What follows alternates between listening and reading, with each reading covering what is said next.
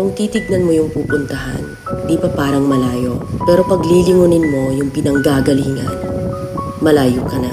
Hindi mo malalaman kung hindi ka susubok. Ang buhay ay isang malaking sugal. Kung lagi kang takot sumugal sa isang bagay dahil takot kang mawalan, mauubos lang kung anong meron ka. Kung hindi ka mawawalan, hindi ka rin magkakaroon.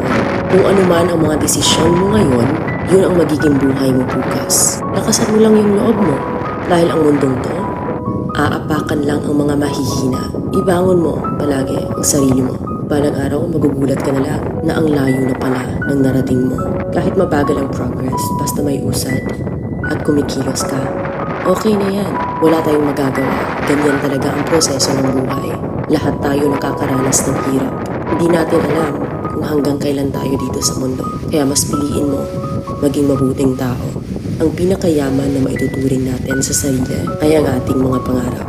Kapag handa kang abutin yung mga pangarap mo, hinding-hindi ka maghihirap. Kung lagi kang may pinagdaanan sa buhay or pagsubok, pruweba lang yan na isa kang magiting na sundalo.